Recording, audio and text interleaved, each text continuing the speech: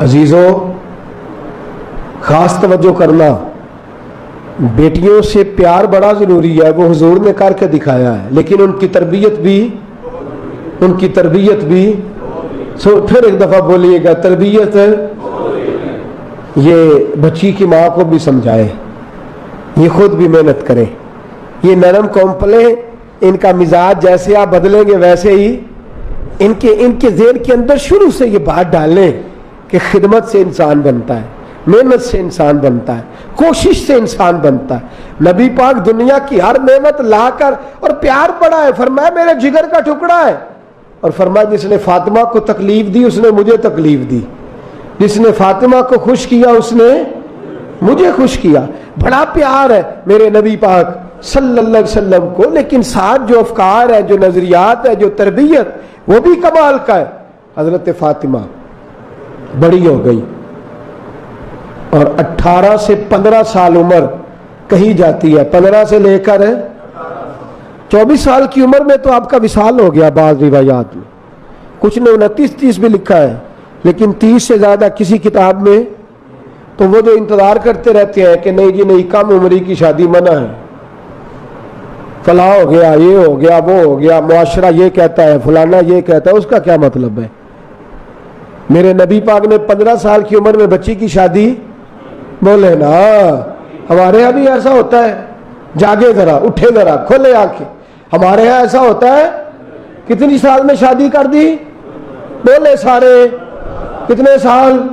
کھول کے بولے، نہیں بول رہے آپ، پھر بولیے۔ حضور نے شادی فرمائی اور 20 سال عمر تھی حضرت علی کی، تو جو بچے کو بھی انتظار کر رہے ہیں، بچی کو بھی انتظار کرا رہے ہیں، وہ بتلائیں نیکی کا دروازہ کھول رہے ہیں کہ گناہ کا؟ اب تو میڈیا نے جو تباہی کر دی ہے، سوسائٹی کے اندر جو گند انڈیل دیا گیا ہے، اس کی روشنی میں ہمیں ابھی بھی سمجھ نہیں آ رہی۔ ہم ابھی کس بات کا انتظار کر رہے ہیں؟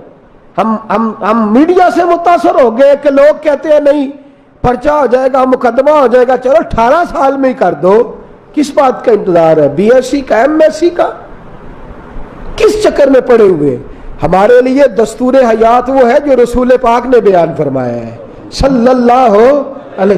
یورپ کہتا ہے 18 سال کے بعد بچے کو پوچھ نہیں سکتے، میرے نبی فرماتے ہیں ہم 18 سال کے بعد اسے بھیجی وہاں دیتے ہیں جہاں اسے گناہ کی ضرورت ہی نہیں پڑتی، جہاں اسے حاجت نہیں رہتی۔ میرے نبی پاک صلی اللہ علیہ وسلم نے شادی کا ارادہ کیا، بڑے رشتے آئے، لیکن حضور نے فرمایا میں رب کی مرضی کا انتظار کر رہا ہوں۔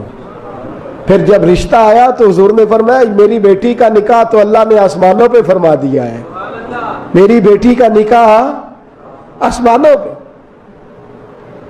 حضرت علی کا ارادہ تھا پر پوچھتے نہیں تھے۔ حضرت عمر فاروق، عثمان غنی اور سیدنا ابو بکر صدیق نے ایک دن گھیر لیا۔ توجہ ہے آپ حضرات کی؟ بڑے بدبخت اور کم ظرف ہیں وہ لوگ جو صحابہ کی محبت کو سمجھتے نہیں، گھیر لیا اور کہنے لگے علی حضور کی بارگاہ میں جا کے تم کہتے کیوں نہیں فاطمہ کے رشتے کے لیے؟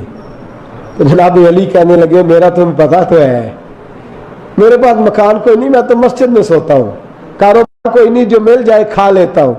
تو کہنے لگے پتہ مصطفیٰ کو بھی ہے، تو جا تو صحیح۔ جناب علی کہتے ہیں میں آ تو گیا، باقی 3 دوست دروازے پہ کھڑے رہ گئے پر میں گردن جھکا کے بیٹھا ہوں۔ حضور نے فرمایا علی کدھر آئے ہو؟ کہتے ہیں میں چپ، کوئی کام ہے؟ میں چپ۔ بتایا تو اسے جائے نا جسے پتہ نہ ہو، خبر تو اسے کی جائے جسے اطلاع نہ ہو۔ خود ہی حضور بولے، فرمایا فاطمہ کے لیے آئے ہو؟ فاطمہ کے لیے آئے ہو؟ یا رسول اللہ ابو بکر، عمر، عثمان نے بھیجا ہے، میرے حبیب پاک سب کہیے صلی اللہ علیہ وسلم۔ نبی کریم صلی اللہ علیہ وسلم نے فرمایا حق مہر دینے کو کچھ ہے؟ سبحان اللہ۔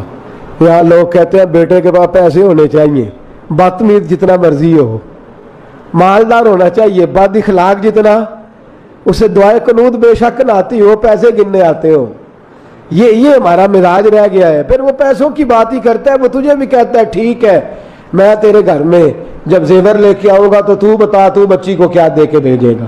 سودے بازی ہو رہی ہے، سودے ہو رہے ہیں، لکڑیوں سے شادیاں ہو رہی ہیں، زیور سے نکاح ہو رہے ہیں، چل رہا چکر۔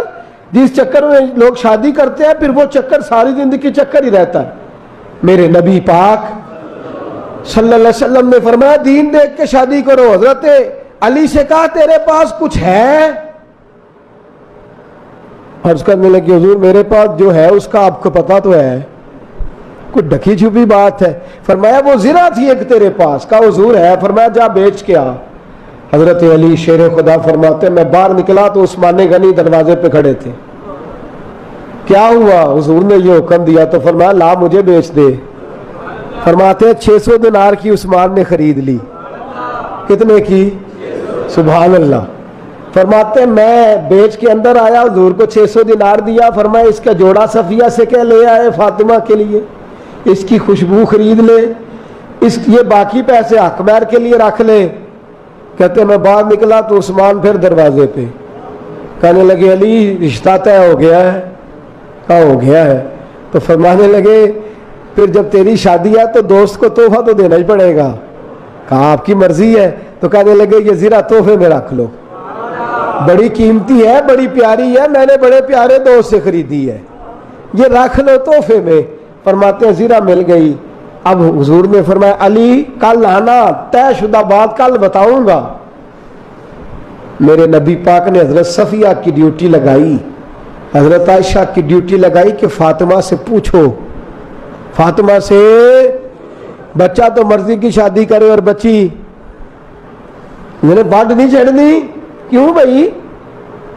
آپ کو اجازت تھی مرضی کی شادی کرنے کی ابا جی کو؟ بھائیوں کو اجازت ہے, گریبان میں ناخن دیا ہوا ابا جی کہ میری مرضی چلے گی اور بیٹی کی باری. بھائی جان کہہ رہے ہیں جو ساری رات تباہی کرتا ہے, بے حیائی کرتا ہے, گند کرتا ہے ٹیلی فون پہ, وہ کہتا ہے خبردار بہن کا موبائل بچا تو کاٹ دوں گا. بھائی اس کا بجے تو کاٹ دے گا, تجھے اجازت ہے جو مرضی کرنے کی؟ بہن کے موبائل پہ میسج آیا تو ٹکڑے کر دوں گا, اور تیرے پہ آیا تو میرے اعلیٰ حضرت فرماتے ہیں جو خود ٹھیک نہیں وہ مت سمجھے کہ اس کا گھر بچے گا, اللہ اسے سزا دے گا. مت سمجھے کہ گھر بچے گا, شرم آنی چاہیے. اور والد صاحب کہتے تیدہ کی کام میں انہوں کی میں پوچھی دے, تجھے یہی دین یاد آیا ہے؟ بس یہ دین ہے میرے رسول پاک کا صلی اللہ علیہ وسلم. حضور نے فرمایا صفیہ اور فاطمہ سے پوچھو, عائشہ فاطمہ سے پوچھو. کہتی ہیں دونوں پوچھنے گئی, حضرت فاطمہ سے کہا, وہ چپ کر گئی. چپ بھی ہاں ہوتی ہے, لیکن حضور نے فرمایا میرا دل مطمئن نہیں ہو رہا, خود جاؤں گا. خود گئے, بیٹھے, ماں کی ڈیوٹی لگائی, پھپھی کی لگائی, پھر خود گئے.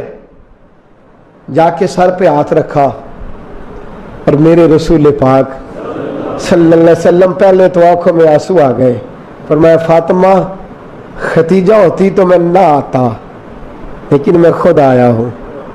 دیکھنا تمہیں یہ نہیں سمجھنا کہ نبی کا حکم ہے, میں تیرا باپ ہوں, اور باپ بھی وہ ہے جو تیرے ساتھ رحمت والا سلوک کرنے والا ہے.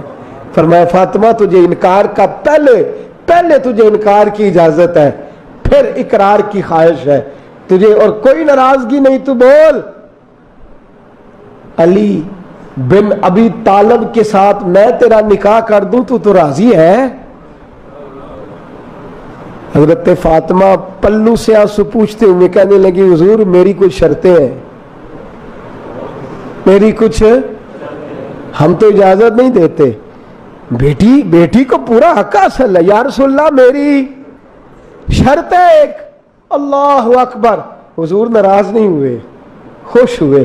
میری شرط ہے, ہم تو اجازت نہیں دیتے بیٹی کو بولنے کی. میاں صاحب کہتے تیاں لئی پردیس وے باول تے پترا لی جاگیرا. تیاں لئی پردیس وے باول, پترا لی جاگیرا. چپ رہنا, منہ کچھ بھی نہ کہنا, اے تیاں دیاں تقدیرہ. ان کو صرف حکم ہے کہ تم نے بولنا نہیں, تمہارا حصہ بھی نہیں. اگر تم نے جائیداد میں حصہ مانگا تو میرے مرے کا منہ نہ دیکھنا. ادھر خاوند کہتا ہے جا میکے سے لے کے آ, ادھر بھائی کہتے ہیں تو حصہ لینے آئی ہے, باپ کہتا ہے تو حصہ لینے. وہ کبھی اس دیوار سے لپٹ کے روتی ہے, کبھی اس دیوار سے لپٹ کے روتی ہے. وہ کہتی ہے گھر جاؤں تو بیٹے کوستے ہیں, کہتے ہیں جا اللہ اماں मामे से हिस्सा लेके आ। बेचारी बुढ़ापे में दीवारों से चिमटती है, कहती है खुदाया मैं क्या करूं, तू बेटों के लिए संभाल रहा है ये जायदादें, बेटों के लिए, तू मर तो सही, ये तो सोच के तेरा खत्म दिलाते हैं, सोच के इनके लिए जुल्म करता है बहन पर और बेटी पर।